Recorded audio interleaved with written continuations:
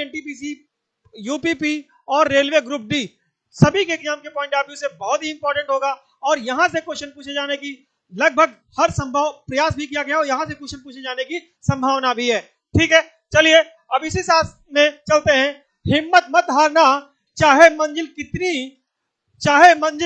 कितनी दूर क्यों ना हो, क्योंकि पहाड़ों से निकलने वाली नदी कभी समुद्र का रास्ता, सागर का रास्ता नहीं पूछती है। ठीक है, चलिए क्वेश्चन पे चलते हैं।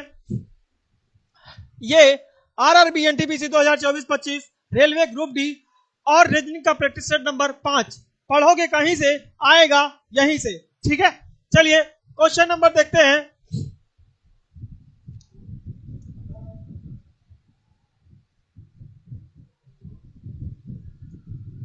पहला, ठीक है, क्वेश्चन नंबर है पहला। अब कैसे करना है, क्या करना है, आइए देखते हैं। ठीक है, क्वेश्चन है select the term missing from the following series. Number निम्नलिखित क्रम से लापता पद का चयन करना है।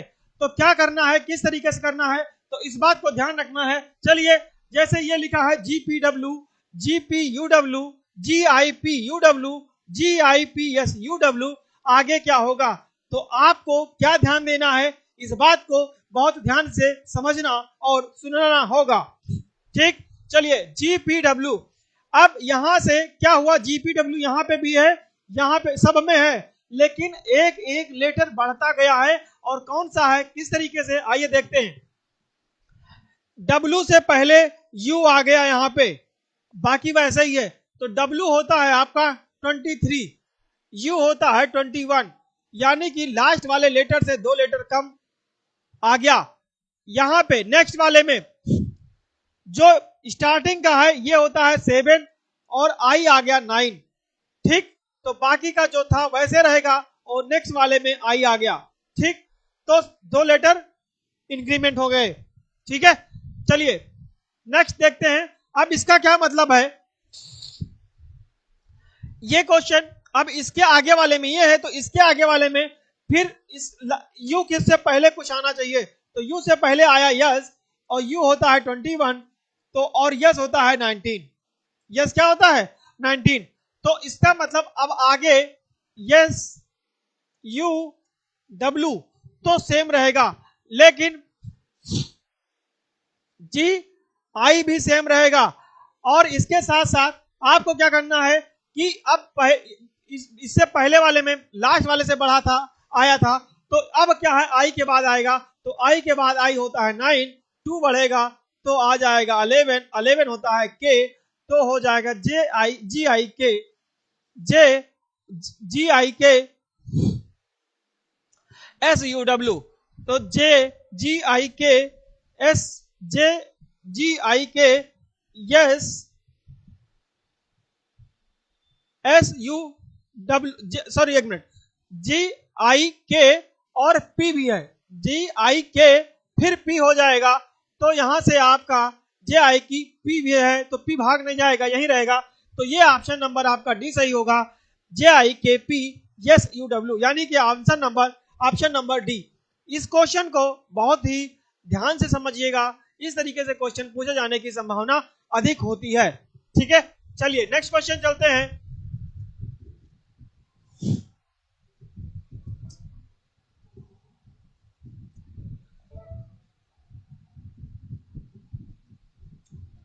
क्वेश्चन नंबर ये है, क्या कहा गया है, आइए देखते हैं।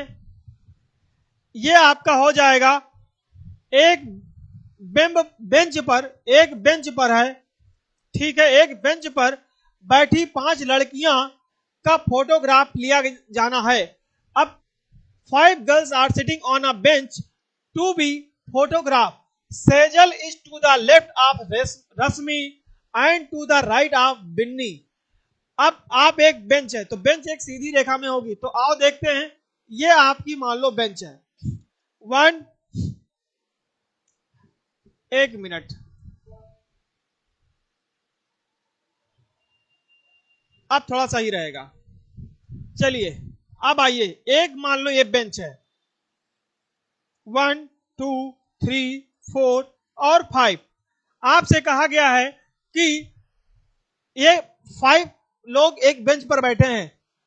कौन कौन बैठा है? सेजल, रश्मि, बिन्नी, ममता और रागिनी। अब क्या कहा गया है कि Sejal is to the left of Rashmi. जो रश्मि है, सेजल है, वो रश्मि के बाएं बैठेगी। ठीक है, कहा गया है सेजल रश्मि के बाएं तरफ एवं बिन्नी के दाहिने तरफ है। ठीक है, अब यहां पे हम कहीं पर बैठा देंगे, लेकिन उसके आगे पूरा पढ़ लेते हैं, क्योंकि पूरा क्वेश्चन पढ़ने के बाद अगर करेंगे तो आंसर सही, सटीक और आसानी से आ जाएगा। ममता रश्मि के बाईं तरफ बैठी है। ठीक है, रागिनी रश्मि और ममता के ठीक मध्य में बैठी है। अब यहां से क्वेश्चन आप उठाइए कि जो रागिनी है वो रश्मि और ममता के ठीक मध्य में बैठी है, तो ऐसे में आप दो पार्ट ले लीजिएगा, 1 2 3 4 5। अब रागिनी, अगर मैं रागिनी को यहां कर देता हूं और अगर रागिनी यहां पे है, रागिनी मतलब आरजी ले लिया, तो रागिनी रश्मि और ममता के ठीक मध्य में है, तो इस तरफ मैं रश्मि ले लेता हूं और यहां पे ममता ले लेता हूं। ठीक, यहां पे ममता ले लिया। अब क्या कहा गया है कि अब पीछे वाले जाइए क्वेश्चन, ममता रश्मि के बाईं तरफ है, ममता रश्मि के बाईं तरफ है, तो आपको ये ध्यान रखना है रश्मि और ममता के ठीक बीच में रागिनी बैठी है, तो इसका मतलब यह हुआ कि ममता जो है यहाँ पे लेफ्ट में बताया है बाईं बैठी है, तो आप क्या करेंगे, इसको हटा देंगे। अगर रागिनी यहाँ पे है, यहाँ रागिनी है, तो ममता यहां हो जाएगी और रश्मि यहां हो जाएगी। ठीक, ये कैंसिल हो जाएगा। ठीक है, अब क्या कहा है, सेजल रश्मि के बाईं तरफ, सेजल रश्मि के बाईं तरफ, तो सेजल जो है यहां पे आ सकता है क्योंकि रश्मि के बाईं तरफ है। सेजल रश्मि के बाईं तरफ एवं बिन्नी के दाहिनी तरफ है, तो बिन्नी के दाहिनी तरफ यानी कि ये वाला पार्ट यहां ना रख करके आप यहां कर दीजिए, तो ये आपका हो जाएगा बिन्नी। बिन्नी, तो बिन्नी के बाईं तरफ है। अब आपसे कहा गया है रागिनी के ठीक दाहिनी तरफ कौन बैठा है, तो रागिनी के ठीक दाहिनी तरफ रश्मि बैठी है, रागिनी के ठीक दाहिनी तरफ रश्मि बैठी है, तो ऑप्शन नंबर आपका हो जाएगा ए। ठीक है, तो ये उम्मीद करता हूं आपको समझ में जरूर आया होगा। आप क्या करेंगे, इस तरीके के क्वेश्चन को आप एक बेंच पर बना लेंगे, बैठा देंगे। अब आपको एक जो नहीं फॉलो करेगा उसको हम आप इस तरीके से कर लेंगे। ठीक है, और एक क्वेश्चन और भी देख लेते हैं। यहाँ पे जैसे आप यहाँ पे भी अगर रागिनी को करते तो भी ध्यान रखना पड़ता। ठीक है, इसलिए इसको मैंने यहाँ पे क्वेश्चन को कराया है। ठीक, चलिए नेक्स्ट क्वेश्चन चलते हैं। थर्ड नंबर क्वेश्चन है, the famous Chinese pilgrim Hiuen Tsang visited India during the region of, मतलब प्रसिद्ध चीनी यात्री ह्वेनसांग किसके शासनकाल में आया था। ये देखो जीएस का क्वेश्चन आ गया गलती से, लेकिन कोई बात नहीं। यहाँ पे ह्वेनसांग जो आया है वो हर्षवर्धन के काल में जो है भारत में आगमन किया था। ठीक है, तो आंसर इसका ये हो जाएगा। अब नेक्स्ट क्वेश्चन चलते हैं। ये क्वेश्चन नंबर 3 था। 4, एक मिनट, 4, ये 5, अरे 4 नहीं है, 5 दे दिया। ठीक है, चलिए कोई बात नहीं। चलिए नेक्स्ट देखते हैं। निम्नलिखित आंकड़ों का बहुलक ज्ञात करिए, ज्ञात करो। ये देखिए मैथ का क्वेश्चन आ गया, लेकिन मैं इसको बता दे रहा हूं गलती से। यहां बहुलक का मतलब होता है मोड, बहुलक का मतलब होता है मोड। मोड मतलब बहुलक का मतलब जो नंबर आप लेटर या नंबर आप कह सकते हैं जो ज्यादा हो। तो 70 आपका 1 है, 2 है, 3 है। ठीक है, ये 3 हो जाएगा।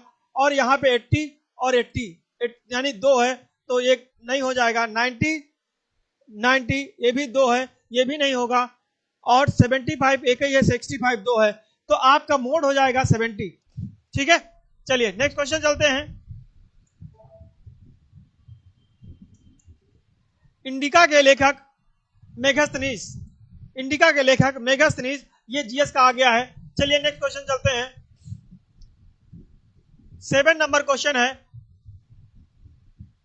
ये आपका क्वेश्चन रीजनिंग का है। ये आपको लगाना है इफ मीन्स एक्स मीन्स ये देखिए गलत कुछ एरर हुआ है। चलिए अब हम देखते हैं। यदि का अर्थ है, का अर्थ एवं का, अरे ये तो कुछ गलत टाइप ही हो गया है। इसमें मैं देख लेता हूं कि इसमें कुछ दिया गया है। एक सेकेंड,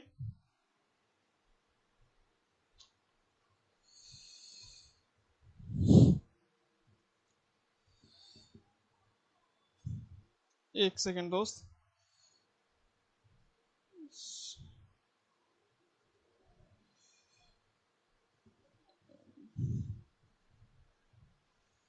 यहां से ये आपका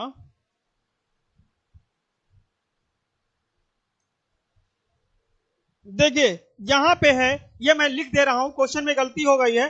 ये है यदि यदि यदि प्लस का अर्थ, टाइपिंग में एरर हुई है, मैं लिख दे रहा हूं। यदि प्लस का अर्थ माइनस है, माइनस है, माइनस का अर्थ, माइनस का अर्थ, माइनस का अर्थ इंटू है, माइनस का अर्थ इंटू है, इंटू का अर्थ, इंटू का अर्थ, इंटू का अर्थ प्लस है, इंटू का अर्थ प्लस है, एवं प्लस का अर्थ, एवं प्लस का अर्थ प्लस है। ठीक है, यहां पे प्लस का अर्थ, प्लस का अर्थ, प्लस का माइनस है, माइनस का मल्टीप्लाई है, मल्टीप्लाई का प्लस है, तो प्लस का डिवाइड होगा, डिवाइड, प्लस का अर्थ डिवाइड है। ठीक है, तो आपको क्या बताना है? बताना यह है कि 16 plus 4 minus 3 divided by 3 divided by 8, ये डिवाइडेड है। ठीक है, डिवाइडेड बाई 8 इंटू 6 का मान क्या होगा? चलिए आइए देखते हैं। आप क्या करेंगे यहां पे, अब इस क्वेश्चन को ध्यान रखेंगे। 16 लिख लिया आपने, और प्लस का अर्थ क्या है? माइनस है, तो माइनस 4, और माइनस का अर्थ क्या है? माइनस का अर्थ है मल्टीप्लाई, यानी कि 4 इंटू 3 डिवाइड, डिवाइड का अर्थ क्या है? डिवाइड का अर्थ है प्लस का अर्थ, डिवाइड का अर्थ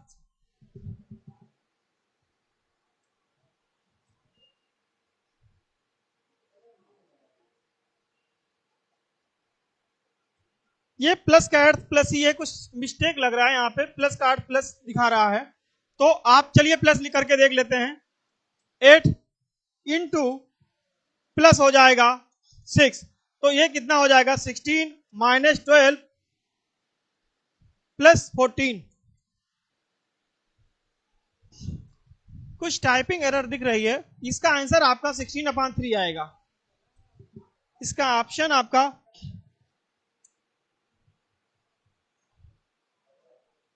16 प्लस 4, प्लस का अर्थ माइनस, माइनस का अर्थ इंटू, इंटू का अर्थ प्लस, एवं प्लस का अर्थ एवं डिवाइड का अर्थ प्लस। ये डिवाइड का अर्थ प्लस है, ये कुछ इसमें 16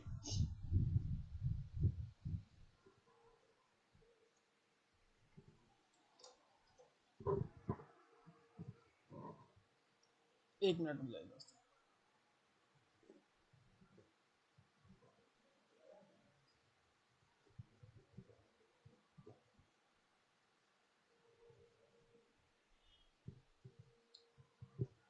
ये आपका मैं फिर से लिख दे रहा हूं, 16 plus 4 minus 3 divided by 8 into 6, into 6।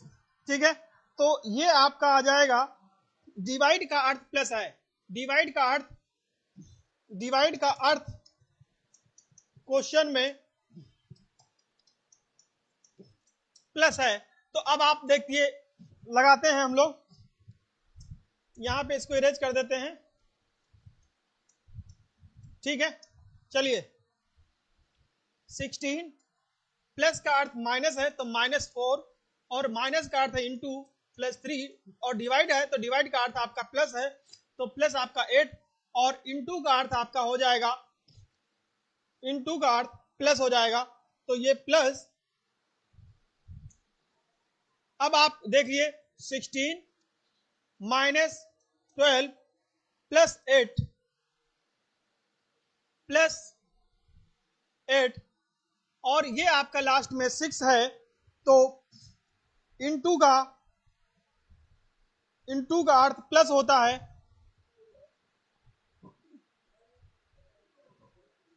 Into का अर्थ भी प्लस होता है, ये तो +6 हो जाएगा, तो ये आपका क्या हो जाएगा 12 16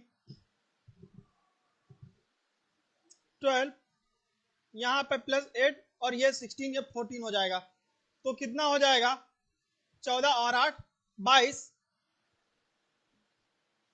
22 + 16 -12, तो ये अब आपका हो जाएगा 10 + 16, यानी कि कुछ इसमें एरर है, ठीक है, इसको छोड़िए, कुछ एरर है इसमें, सही से दिख नहीं रहा है और ये कुछ गलत हो रहा है। नेक्स्ट क्वेश्चन देखते हैं, 7 नंबर क्वेश्चन। ये आपका है P is the brothers of Q, यदि P Q का भाई है हो तो, तथा R का बेटा हो, R का बेटा हो, V T की बहन है जो कि पुत्री है, यदि R S का पति है, R S का पति हो, तो निम्नलिखित में से कौन सा कमन सत्य है? अच्छा, ये बोल रहा है P is the brother of Q। चलिए, तो P is the brother of Q, यानी P पर प्लस साइन और Q आपको ऐसे लिख देंगे, ठीक है, इस तरीके से लगाएंगे। फिर एंड सन ऑफ R, तो ये कह रहा है यानी P Q का ब्रदर है, और सन किसका है? सन है R का। सन किसका है? R का। V is the sister of T, जो V है वो सिस्टर किसकी है? T की। B जो है सिस्टर किसकी है? T की। फिर who is the daughter of Q, जो Q की पुत्री है, जो Q की पुत्री है, यानी कि Q यहां पे आ जाएगा, तो ये आप ऐसे कह सकते हो Q की पुत्री है। अब आपसे हिंदी में नहीं समझ में आ रहा, इंग्लिश में मैं बता दे रहा हूं। फिर R is the husband of S, R जो है S का हस्बैंड है, तो R S का हस्बैंड है, यानी कि ये आपस में पति पत्नी होंगे, तो ये माइनस साइन, ये प्लस, इसका मतलब ये हुआ कि ये जो है इसका P का पिता होगा, कंफर्म हो गया, ठीक है। अब आपसे कह रहा है then which of the following is true, कौन सा सही होगा किसमें से? इन चारों में से। अब आओ देखते हैं, आपसे कहा गया है V is the granddaughter of S, V यानी कि ये है ग्रैंड डॉटर किसकी है? ग्रैंड डॉटर है S की। तो आप बताओ, ये पति पत्नी है, तो ये मतलब इनका क्या है? पति है, इनका पति भाई है, तो इनका अगर भाई है तो ये इनकी चाहे भाई हो और चाहे बहन हो, लेकिन ये आपको नहीं पता ये मेल है कि फीमेल है, लेकिन आपको इतना पता है कि ये जो है ये इनकी पुत्री है, तो इनकी पुत्री ये है, तो रिलेशन किसका पूछा है? यस से। एस का वी, मतलब V is the granddaughter of S, तो हाँ ये सही है कि जो एस है, वी है, ग्रैंड डॉटर है एस की, इसका जो है ये ग्रैंड डॉटर है। ग्रैंड डॉटर का मतलब होता है पोती या नाती, पोती या नाती, नातिन, ठीक है, पोता या नाती होता है, ठीक है, और पोती या नातिन होती है। तो इस तरीके से आप इसका, ये आपका पहला सही हो जाएगा, ठीक है। इस तरीके से क्वेश्चन को बहुत ध्यान से समझना है, फिर आगे बढ़ना है। चलिए नेक्स्ट क्वेश्चन चलते हैं। 9 नंबर, ये कहा है प्रत्येक समूह में दी गई संख्याएं किसी प्रकार संबंधित हैं, दिए गए विकल्पों में से सही संख्या चुनें, प्रश्नवाचक चिन्ह के स्थान पर क्या आएगा ये हमें बताना है। चलिए आइए, 2 8 4 ये पहला है, ये 7 27 10 ये है, 5 9 ये है। ऑप्शन आपके सामने है 64 55 25 16। इसमें आपको बताना है कि ये कौन सा इसका आंसर क्या होगा। तो ये हम हल्का सा छोटा कर ले रहे हैं,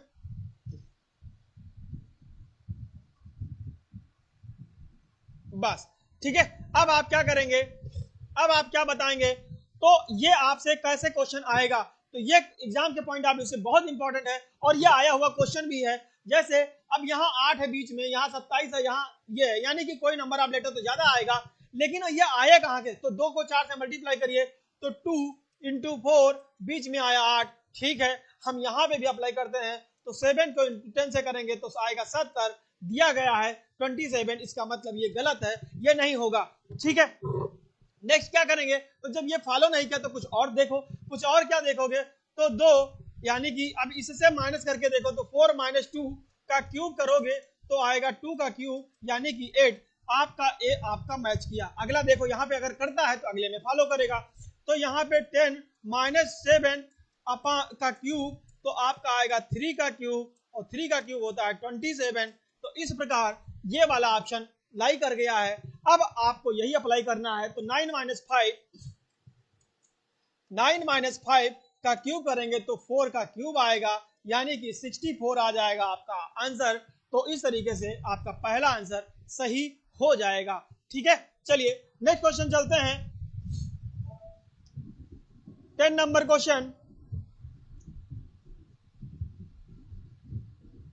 हाँ 10 नंबर क्वेश्चन ये आपका कहा गया है, क्या कहा गया है, if the letter in the word universal are arranged in the alphabetic order and each letter in the orders assign a number numerical value of 1 2 3 according to their positions from the left, मतलब left से आपको क्या करना है, यदि शब्द universal के अक्षरों को वर्णमाला क्रम में लगाया जाता है और इस क्रम में प्रत्येक अक्षर के लिए बाईं ओर से उनके स्थान के अनुसार 1 2 3 मतलब काउंट किया जाता है, तो संख्यात्मक मूल्य निर्धारित किया जाता है। तो व्यंजन या कॉन्सोनेंट के स्थानों के संख्यात्मक मूल्यों का जोड़ कितना होगा। देखो क्वेश्चन बहुत बढ़िया है, आप देखिए मैंने लिखा यूनिवर्सल, यूनिवर्सल, ठीक है। मैं देख लूं जरा आवाज आ रही है नहीं,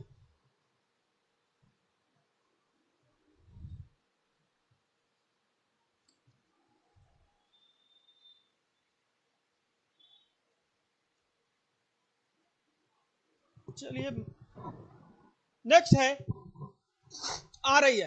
अब इसको कहा गया है इसके अरेंज में एक साथ चलना चाहिए, तो आप ऑर्डर एक जो सबसे पहले आएगा तो ए आपका पहले नंबर पे आएगा, फिर ए के बाद ई है तो ई आएगा, फिर आपका आई है, आई आ जाएगा, फिर उसके बाद एल है, फिर एन है, फिर आर है, फिर एस है, फिर यू है, यानी कि 1 2 3 4 5 6 7 8 1 2 3 4 5 6 7 8 और 9, तो आपका एक बी आ जाएगा, बी लास्ट में आ जाएगा, ठीक। अब आपसे क्या करना है, इसको नंबरिंग का ऑर्डर करनी है, यानी कि 1 2 3 4 5 ये आपसे यहाँ बोला गया है कि 1 2 3 4 डैश डैश डैश, तो आप करेंगे 1 2 3 4 5 6 7 8 और 9।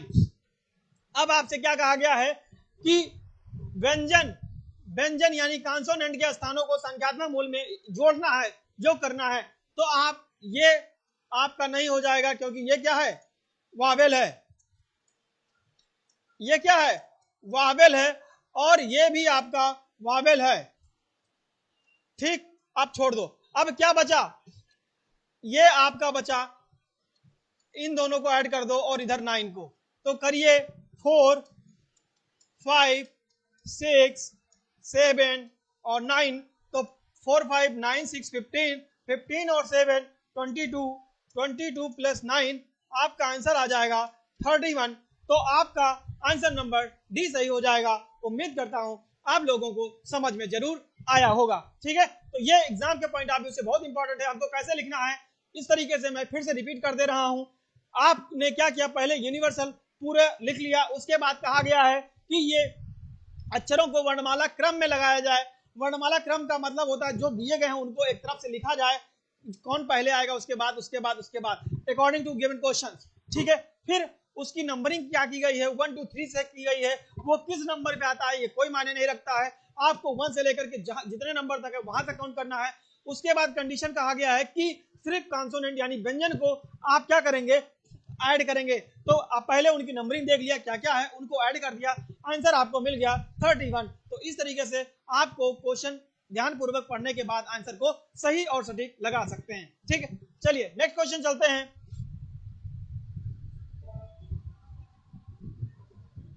11 नंबर, ये आपसे कहा गया है, चलिए इन अ सर्टेन कोड, ये है is the written as the, इतना मतलब इसका ये है, तो how will this written as in the same code. तो इसका सेम कोड का मतलब कि जैसे उसका किया गया है उसका अगले वाले का भी इसी तरीके से करना होगा। ठीक है, इस तरीके से अब क्या करेंगे, चलिए लिख लेते हैं।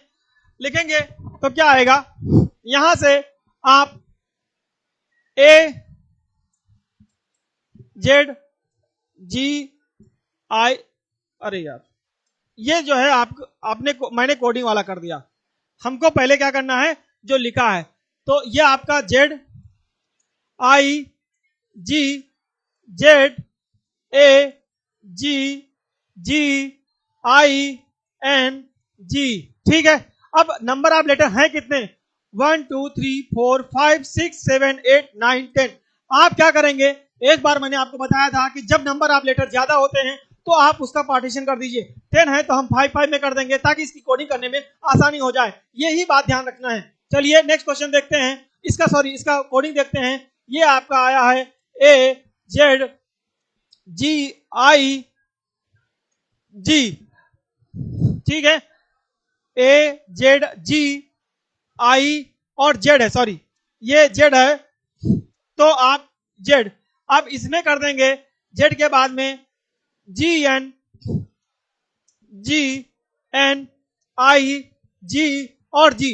अब आप क्या करेंगे, इनको मैंने दो पार्ट में इसका कोडिंग अलग अलग कर दिया। ठीक, अब देखो क्या पैटर्न फॉलो किया गया है, आइए देखते हैं। ये यहां आ गया, जेड यहां आ गया, जी यहां पे, आई और ये, मतलब ट्रांसवर्सल लाइन कट कर रही है यहाँ पे, आप मैथ में जैसे कहते हैं ट्रांसवर्सल लाइन, तो उस तरीके से ये कट किया है। सेम पैटर्न यहाँ पे ये भी फॉलो कर रहा है, जी जी आई एन और जी। ठीक, तो अगर आपका ये पैटर्न फॉलो किया गया है तो इसका मतलब जो गिवन क्वेश्चन जिसका पूछा गया है उसमें भी हमको यही करना होगा। चलिए उसको भी लिख लेते हैं, ये है, इसको पार्टीशन करते हैं। पहले है कितना, बी एल आई 1 2 3 4 5 6 7 8 9 10। आप क्या करेंगे, यहां से कट कर लेंगे, यहां से कट कर लेंगे तो ये आप Z Z I L B, फिर यहां से ये कर लीजिए Y L D R A, तो ये आपका हो जाएगा इस तरीके से।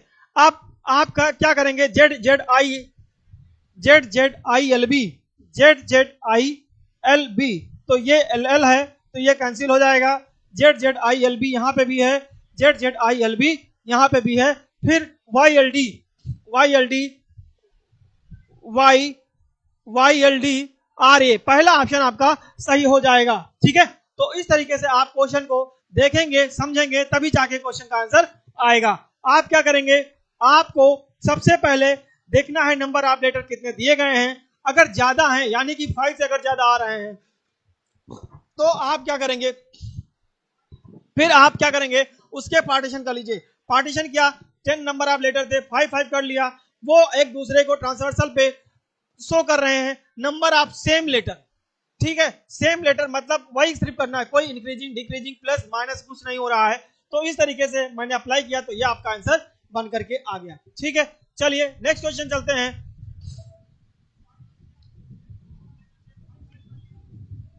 ये आपका है, कहा गया है select the set that does not belong in the following group of set.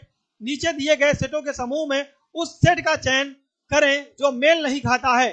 तो जो मेल नहीं खाता है तो इस तरीके से क्वेश्चन पूछे जाते हैं, तो इसको हम लोग कैसे करेंगे आइए देखते हैं। यहां से 2 14 16 2 14 16 दिया है, 6 30 और 36 दिया है, 5 35 40 दिया है, 3 7 21 और 24 दिया है। आप करेंगे 2 7 जा 14, 2 7 जा 14 प्लस 2 ऐड करेंगे तो ये आपका आया 16। यहां बन रहा है, यहां ऐड करो 6 इंटू 6 इंटू, जो पैटर्न फॉलो करेंगे 2 7 जा किया है ना, तो 6 7 जा आपका 42 प्लस 2 नहीं प्लस 2 था तो यहाँ प्लस 6 करेंगे तो ये आपका आएगा 48। ठीक है, तो यहाँ 36 है। इसका मतलब अब ये गलत है सही ये नहीं पता, हम सबको फॉलो करा के देख लेते हैं। 5 को इसके साथ मल्टीप्लाई करेंगे तो 35 प्लस 40, तो ये जो पार्ट होता है ये बीच वाला है और जो इसके बाद वाला है ये आएगा, तो 35 प्लस 5 हो जाएगा तो ये आपका हो जाएगा 40। अब नेक्स्ट वाला देखते हैं, 3 इंटू 7 प्लस 3 इंटू 7 आपका हो जाएगा, 3 इंटू 7 आपका इक्वल टू हो जाएगा 21 और प्लस जो जिस नंबर से मल्टीप्लाई करते हैं उसको ऐड करते हैं तो आपका 3, तो यानी कि हो जाएगा 24। अब आप लोग बताइए कि आपको 16 मिल गया, आपको 40 यहां पे मिल गया, 24 यहां पे मिल गया। अब आपके पास गड़बड़ क्या है, यानी कि डिफरेंट कौन सा है, तो ये आपका 48 होना चाहिए। आपका आंसर में 36 दिया है, इसका मतलब आपसे आपका आंसर हो जाएगा नंबर डी 6, 30 और 36। ये पैटर्न यहां से मेल नहीं खाता है, डिफरेंट है। ये ऐसे क्वेश्चंस पूछे जाते हैं दोस्तों, चाहे वो कोई सा एग्जाम हो, आप बीपीएससी ले ले, सीयूटी, पीयूपीपी, रेलवे, बैंक, किसी भी में जाओगे ये ऐसे क्वेश्चन पूछे जाते हैं। तो इसलिए मैं प्रैक्टिस सेट लेकर के आया हूं, इसको आप ध्यान दीजिए, देखिए और समझिए। अगर नहीं समझ में आता तो आप कमेंट जरूर करिए, मैं उसको दोबारा बताने का हर संभव प्रयास करूंगा। ठीक है, चलिए नेक्स्ट क्वेश्चन देखते हैं। ये आपका 13 नंबर है, select the term missing from the following series. अब ये आपसे कह रहा है, ये वो क्वेश्चन रिपीट हो गया जो अभी मैंने बताया था, है ना। इसका आंसर ये आया था, नहीं इसका आंसर दूसरा आया था जिसको मैंने बताया है। ठीक है, ये गलत टाइप हो गया है फिर से। 14 नंबर देखते हैं। 5 girls are sitting in a bench. अरे ये अभी मैंने बताया है आपको, इससे पहले इसी लेक्चर में। ठीक है, तो इसका आंसर आपका आया था बिन्नी या ममता, देख लीजिएगा, वो मैंने बताया था। अभी सॉल्व करना पड़ेगा क्योंकि बिना सॉल्व किया ऐसे अंधी में नहीं बताना है। ठीक है, तो 15 नंबर क्वेश्चन जरा देख लेते हैं। हाँ, ये बताते हैं 15 नंबर। ये कह रहा है श्री एंड कवि आर कपल। कपल का मतलब है जोड़ा, दंपति, पति पत्नी ऐसा बोलते हैं। और ये टॉपिक ये क्वेश्चन जो है ये आपका ब्लड रिलेशन का है। अभी मैंने डायरेक्शन स्टार्ट किया था, तो डायरेक्शन मैंने बताया है, उस पर कुछ क्वेश्चन बताने के बाद फिर ब्लड रिलेशन बताएंगे, ताकि आप उसका मतलब कौन क्या किसका होगा ये आपको पता चल जाए। तो ब्लड रिलेशन, बाकी जो मैं प्रैक्टिस से लेकर गया हूं उसमें तो आपको पता चलता रहेगा। तो ब्लड रिलेशन आपका हो जाएगा। अब श्री और कवि, तो श्री ये दोनों कवि। अब ये आपसे कहा गया है कि कपल है, कपल का मतलब जोड़ा है, पति पत्नी है। Shri and Saumya are sister, Shri and Saumya are sister. ये सौम्या है, ये सिस्टर है, यानी कि ये निगेटिव हो गया।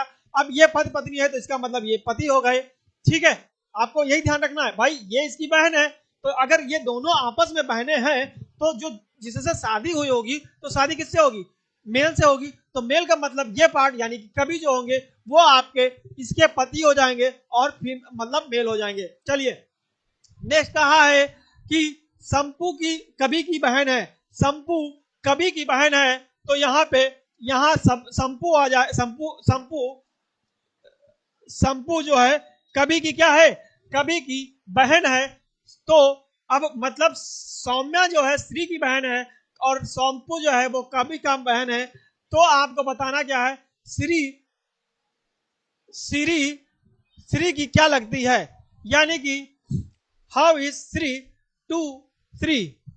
ये कुछ गलती लिखा हुआ है, श्री की क्या होगी ये कैसे कह सकते हैं आप। आपको मैं देख लेता हूं इसमें कहा क्या गया है। क्वेश्चन मैं देखता हूं।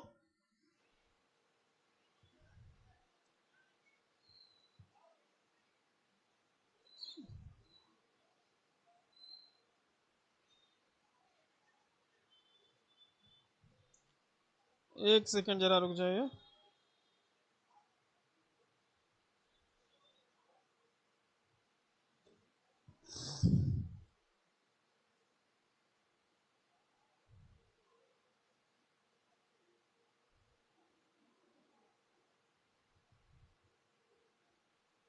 श्री, ये है क्वेश्चन, श्री और कवि दंपति हैं, ठीक है।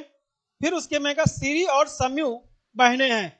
अच्छा, श्री और श्री और समयु बहनें हैं, तो श्री एंड समयु, तो आपको ये ध्यान रखना है श्री जो है समयु, ये समयु है, समयु बहनें हैं, ठीक है।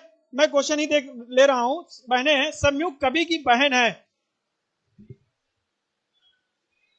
समयु कवि की बहन है, तो समयु अगर कवि की बहन भी है तो जो श्री है वो श्री की क्या है,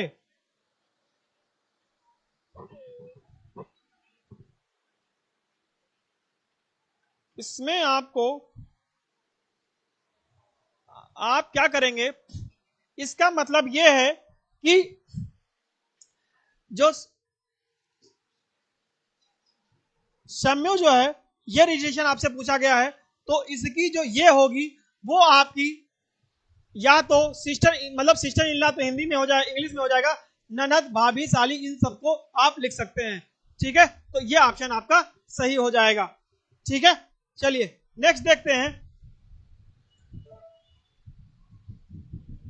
16 नंबर, और ये आपका लास्ट क्वेश्चन होगा, ठीक है। चलिए देखते हैं। पीयूष, ये डायरेक्शन का क्वेश्चन ही दे दिया है जो अभी टॉपिक स्टार्ट किए थे, तो इसमें आपको और क्लियर हो जाएगा। पीयूष 8 किलोमीटर पश्चिम की ओर चला, पीयूष 8 किलोमीटर पश्चिम की ओर चला, ठीक है, ठीक है, चला दिया, 8 किलोमीटर पश्चिम की ओर चला, फिर उसके बाद फिर दाहिने मुड़कर 3 किलोमीटर चला। तो अगर आप इस तरफ चल रहे हैं तो दाहिने मुड़ेंगे तो दाहिना आपका ये हो जाएगा। एक काम करते हैं, इसको हम थोड़ा सा नीचे बना लेते हैं ताकि आपको प्रॉब्लम ना हो, ठीक है। ये आपका यहां मान लो P है, ये 8 किलोमीटर चला है, ठीक है। अब ये दाहिने मुड़ा, अगर दाहिने मुड़ा तो कितना चला, 8 किलोमीटर पश्चिम की ओर चला, फिर दाहिने मुड़कर 3 किलोमीटर चला, इसका मतलब ये इतना चला, ठीक है, 3 किलोमीटर चला, तब पुनः हुआ दाहिने मुड़कर 12 किलोमीटर चला, यानी कि अब पुनः यानी कि अगेन 12 किलोमीटर चला। ये क्वेश्चन अभी मैंने बताया था, तो ये 12 किलोमीटर चला।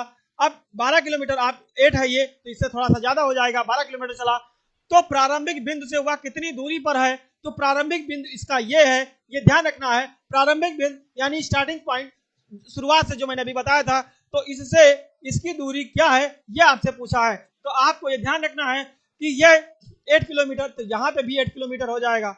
बोलो, जब ये 8 किलोमीटर है तो ये भी आपका 8 किलोमीटर हो जाएगा। जब ये 8 किलोमीटर हो जाएगा और ये चला कितना है 12, तो ये टोटल कितना हो जाएगा 4, ठीक। चलो इतना समझ गए। ये आपका 3 किलोमीटर है, ये वाली लाइन 3 किलोमीटर है, तो ये भी 3 किलोमीटर हो जाएगी। अगर 3 किलोमीटर हो जाएगी तो ये आपका हो जाएगा, तो ये 3, ये 4, ये 90 डिग्री एंगल बन जाएगा। तो यहाँ पे कौन सा थ्योरम लग जाएगा, पाइथागोरस थ्योरम लग जाएगा। तो यहाँ पे आपको ये कर्ण है यानी कि h है, तो h square is equal to हो जाएगा आपका 4, 4 का स्क्वायर प्लस 3 का स्क्वायर, तो आपका हो जाएगा 16 प्लस 9 इज इक्वल टू हो जाएगा 25, और h आपका आ जाएगा 5। तो इस तरीके से ये क्वेश्चन का आंसर जो हाइपोटेनस है वो आपका आ जाएगा 5। तो उम्मीद करता हूं अब ये क्वेश्चन आपको समझ में आया होगा, और आप अगर इस क्वेश्चन को नहीं समझ पाइएगा तो मैं फिर से बता दे रहा हूं कि पहले स्टार्टिंग पॉइंट से चला 8 किलोमीटर, फिर दाहिने मुड़ा 3 किलोमीटर, फिर दाहिने मुड़ा 12 किलोमीटर, 12 किलोमीटर, अब 8 8, ये आपका 8 3 स्क्वायर बन गया, मतलब सॉरी रेक्टेंगल बन गया। अब यहां से जब जितना रिमेनिंग पार्ट बता तो जो 4 बचा ये आपका 3 है, तो इसमें पाइथागोरस थ्योरम लगा दिया, तो यहां से इसकी डायरेक्शन मतलब कितना किलोमीटर दूर है, तो ये आपका 5 किलोमीटर हो जाएगा। आंसर नंबर आपका हो जाएगा ए।